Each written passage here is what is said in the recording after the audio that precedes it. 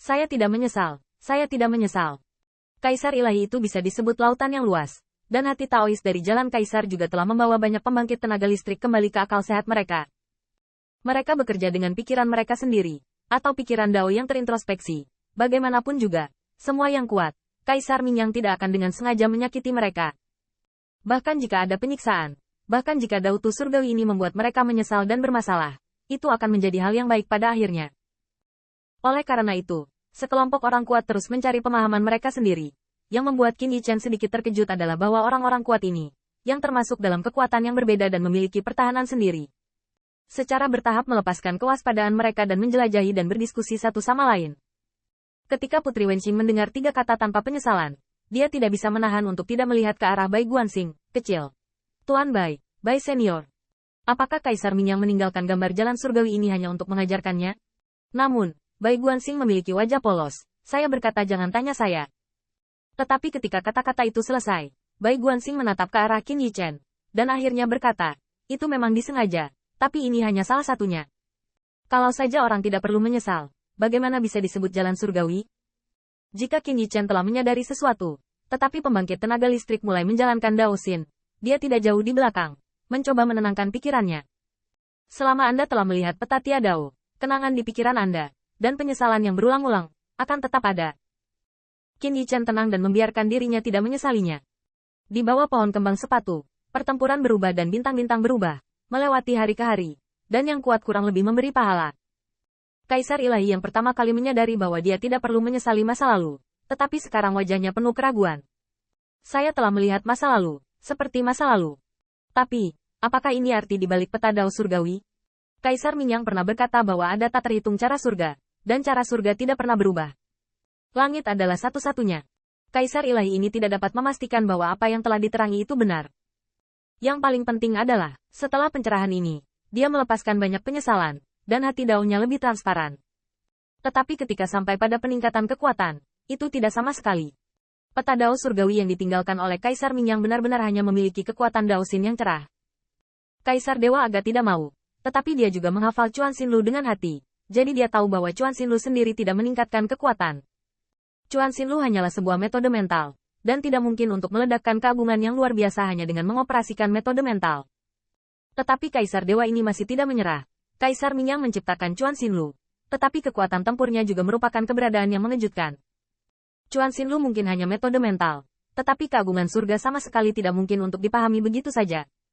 Kaisar ilahi ini mulai mencoba mengoperasikan kekuatan magis Tao yang berbeda, dan bekerja sama dengan Chuan Xinlu, tetapi dia masih bingung.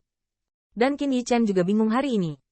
Semua kekuatan magis yang dia kuasai telah dioperasikan, dan dia juga bekerja sama dengan catatan teleportasi, tetapi keuntungannya terbatas. Qin Yichen juga meminta dirinya untuk tidak menyesal. Dia mengatakan pada dirinya sendiri bahwa itu karena langkah demi langkah dia bisa menjadi seperti sekarang ini. Tapi setelah hati Dao stabil, tidak ada apa-apa untuk menyambut Qin Yichen. Dao Xin kosong, tapi Qin Yichen merasa takut. Karena, selain tidak menyesal, dia sepertinya tidak merasakan hal lain. Dia juga tidak merasakan kekuatan surga yang membuat orang-orang kuat yang tak terhitung jumlahnya menjadi gila.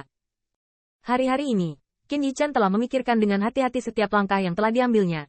Dia masih berpikir bahwa jika waktu dapat kembali, akan lebih baik untuk tetap pada saat dia menyelesaikan Sekte Abadi. Setelah Sekte Abadi Shen Xiao dihancurkan, ia dapat kembali ke kampung halamannya dan membentuk aliansi dengan Sekte Abadi lainnya, yang dapat melindungi umat manusia yang makmur dari Istana Surga Suci. Setelah itu, Anda akan menghadapi banyak dewa yang kuat. Tetapi pemikiran semacam ini, pada akhirnya, kecuali Qin Yichen yang memukul kepalanya sendiri dan merasa bahwa ambisinya terlalu kecil, itu tidak ada gunanya. Saya tidak tahu berapa lama untuk duduk di bawah pohon kembang sepatu, tetapi Putri Wenqing telah memikirkannya di telinga Qin Yichen akhir-akhir ini.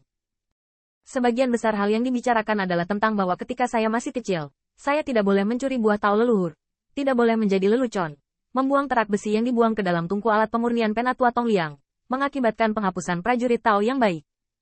Ini hanyalah pertemuan kritik diri Putri Wenqing. Yang paling penting adalah, dia dapat berbicara selama berhari-hari tanpa mengulanginya.